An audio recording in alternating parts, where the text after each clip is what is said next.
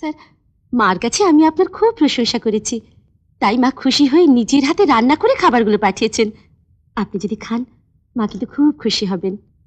মমতার মতো শাড়ি হয়তো একই দোকান থেকে কিনেছে। গরিব মায়ের আনন্দটাকে নষ্ট করে দেবেন না স্যার। আরে আরে, কাঁদছো কেন? আমি তো বলিনি যে আমি খাবো না। দাও। হ্যাঁ, এই যে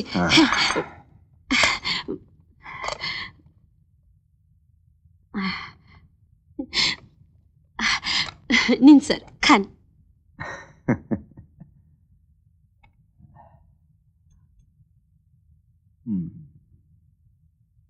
বাহ বাহ বাহ, চমৎকার, গুড। আরেকটু নিন স্যার, এইটা। আর দিও না, আর দিও না, আর পারবো না। আরেকটু নিন। তবে মাংসটা কিন্তু দারুণ হয়েছে। বেশ ভালো হয়েছে, দারুণ। এইটা দি স্যার, এইটা। হ্যাঁ,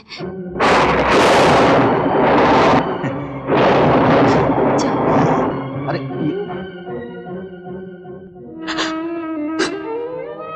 আমারই শাড়ি পরে আমার স্বামীকে খাইয়ে দিচ্ছে।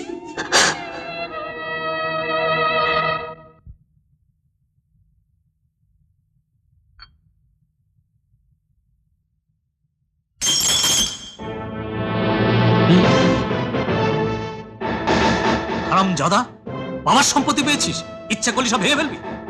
আমি কোথায় ভাঙলাম? এটা আপনি ভাঙলেন। পয়সা মিথ্যে কথা।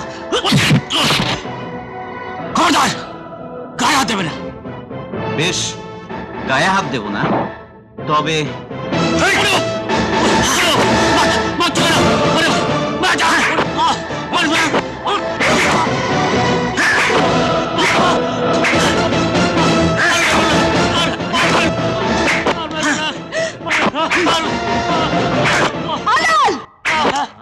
আমারই বাড়িতে থেকে আমারই খেয়ে হরি কাকার গায়ে হাত তুলেছো কোন সাহসে? সে কৈফিয়ত তোমাকে দেব না। ওই বুড়োর জন্য তোর এত দরদ কেন? ও তো একটা চাকর। চুপ করো। কেন চুপ করবে? কেন চুপ করবে? তোর স্বামী মদ খেয়ে অন্য মেয়ে মানুষ নিয়ে পড়ে থাকে। এই দেখ, অফিসার ওই মেয়েটার সঙ্গে কত ছবি তুলেছে, দেখ।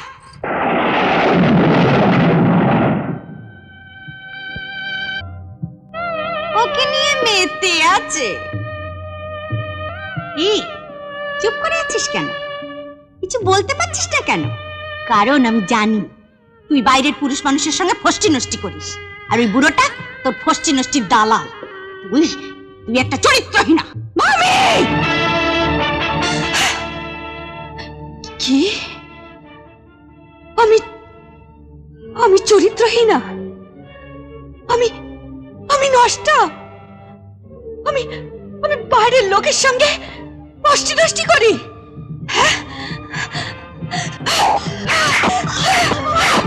আমি চরিত্রহীনা, আমি নষ্টা, আমি চরিত্রহীনা, আমি নষ্টা, আমি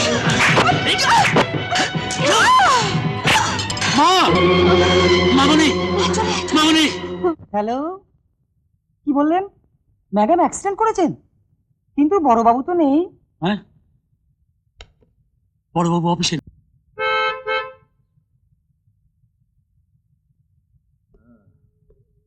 আমি মধু চৌধুরী, কোটিপতি মধু চৌধুরী, যাকে দেখে সবাই সালাম ঠুকে চেয়ার থেকে উঠে দাঁড়ায়, সেই মধু চৌধুরী কার্পেটে শুয়ে থাকা লোক নয়।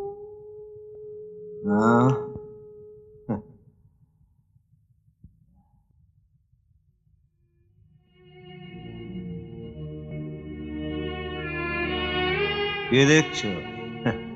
কোটিপতি মধু চৌধুরীকে চিনতে কষ্ট হচ্ছে?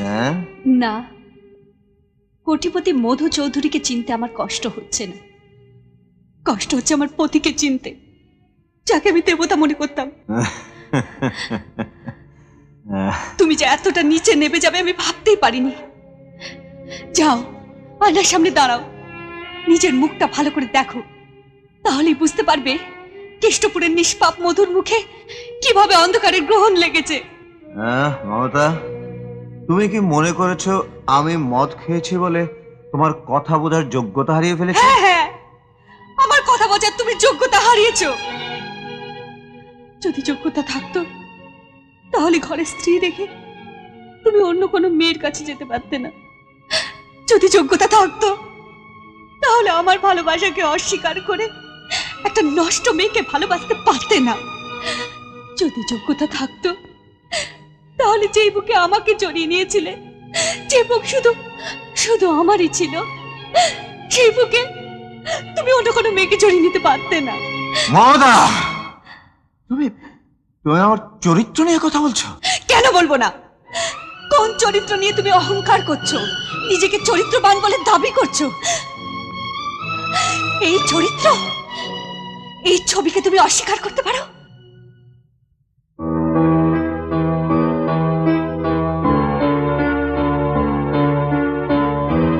অস্বীকার করতে পারো যে শাড়ি তুমি আমার জন্য এনেছিলে সেই শাড়ি তুমি জুলিকে দাওনি? অস্বীকার করতে পারো জুলির চাকরি দুর্বলতার সুযোগ নিয়ে তাকে তোমার ইচ্ছে শিকার হতে বাধ্য করনি? মমতা, চিৎকার করো না। তাই যদি তোমার ইচ্ছে ছিল তাহলে কেন সেদিন বলেছিলে আমাকে কাঁদিয়ে তুমি হাসতে পারবে না, আমাকে দুঃখ দিয়ে তুমি সুখ পাবে না? বলো কেন? কেন?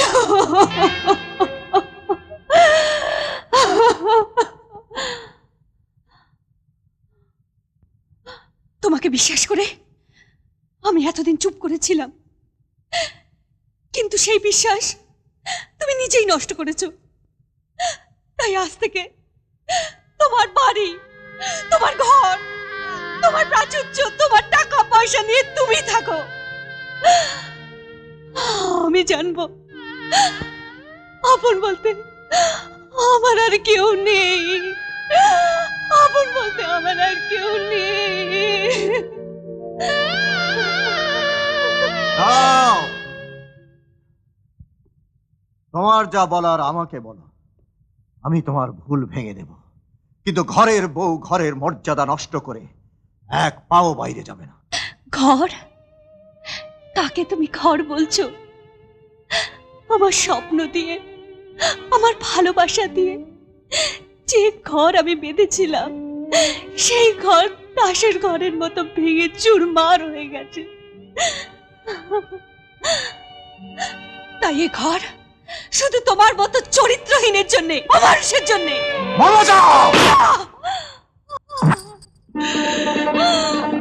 মামুনি, মামুনি, মামুনি, মামুনি।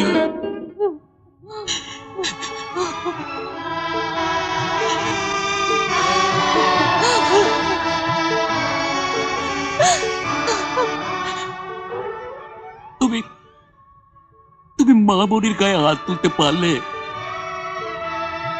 একদিন যে মামুনির শরীরে একটা ইনজেকশনের সূচের ব্যথা তুমি সহ্য করতে পারোনি, একদিন এই হাত দিয়ে যে শরীরে তুমি ভালোবাসার পরশ বুলিয়ে দিয়েছিলে, এই হাত দিয়ে সেই শরীরে আঘাত করতে তোমার হাতটা কেঁপে উঠলো না?